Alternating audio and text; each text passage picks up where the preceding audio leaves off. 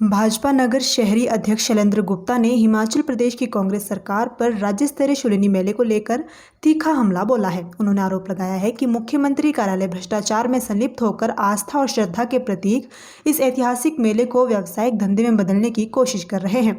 शैलेंद्र गुप्ता ने कहा कि 20, 21 और 22 जून को आयोजित होने वाले शूलिनी मेले से कुछ दिन पहले ही उसी मैदान पर एक निजी मेले के आयोजन की अनुमति देना न सिर्फ स्थानीय परंपरा और आस्था के साथ खिलवाड़ है, बल्कि ये भ्रष्टाचार की बू देने वाला फैसला है। उन्होंने आरोप लगाया कि ये पूरा मामला मुख्यमंत्री कार्यालय की मिलीभगत और प्रशासनिक अनदेखी का परिणाम है। उन्होंने कहा कि सोलन की जनता वर्षों से इस मेले को आस्था का केंद्र मानती है। यहाँ हर वर्ष लाखों श्रद्धालु अपनी भक्ति के साथ शामिल होते हैं, लेकिन सरकार इस भावना को दरकिनार कर इसे लाभ का जरिया बना रही है। इससे साफ प्रतीत होता है कि कांग्रेस सरकार मेले को आस्था से नहीं, धन से जोड़कर देख रही है। भाजपा नेता ने कहा कि मुख्यमंत्री कार्यालय की काली नज़र अब धार्मिक आयोजनों पर भी पड़ रही है। सोलन की जनता में भी इस निर्णय को लेकर गहरा रोष देखा जा रहा है और कई धार्मिक संगठनों ने सरकार के इस कदम की आलोचना की है।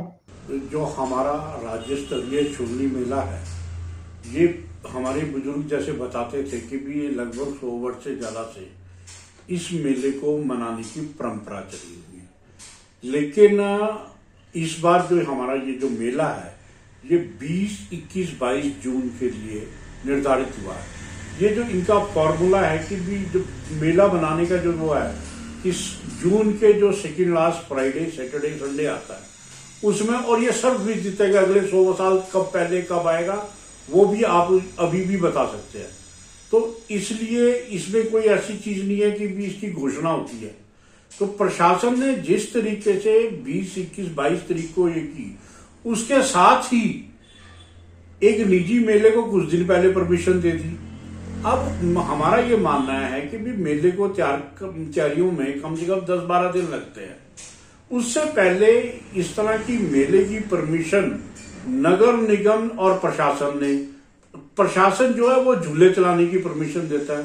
इन दोनों ने जिस तरीके से इस मेले को परमिशन दी, और इसमें जो हमारे सूत्र बता रहे हैं कि भी जो मुख्यमंत्री का कार्यालय है उनके दबाव में ये कार्य किया गया।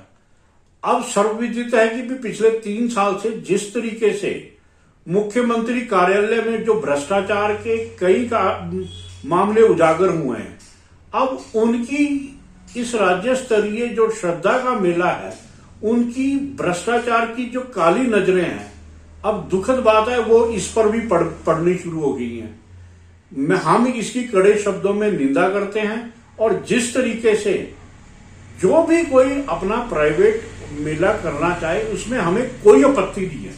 पहले भी करते हैं और आगे भी करें, हमें कोई आपत्ति नहीं है। लेकिन हमारी आपत्ति यह है कि भी जो सोलन शहर के लिए एक श्रद्धा का जो प्रतीक है, उसके लिए लोग साल भर इंतजार करते हैं। उसको सुचारू रूप से करने के लिए व्यक्तिगत रूप से सारे प्रयास करते हैं।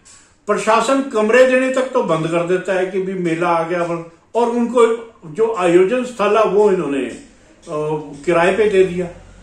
तो उसमें ये जो है, हमारा मानना यह है, इसमें स्थानीय मंत्री भी और मुख्यमंत्री का कार्यालय, और स्थानीय मंत्री जी ने जो अपनी जीपीए अपने अगले वारिसों को दे रखी है, उनके भी कारण ये जो सुनने में है, उनका भी दबाव इसके ऊपर रहा।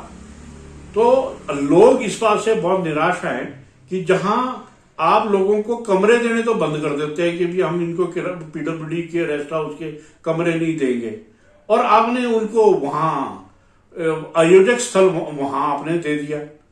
तो इस तरीके से लोगों की आस्था के साथ प्रशासन और प्रशासन से भी अनुरोध है कि इस तरह के जो यदि कोई दबाव आते हैं तो उसका डट के मुकाबला करें, और उसको बोले कि जी ये लोगों का आस्था का प्रतीक है, हम इस बात को बिल्कुल भी नहीं मानेंगे।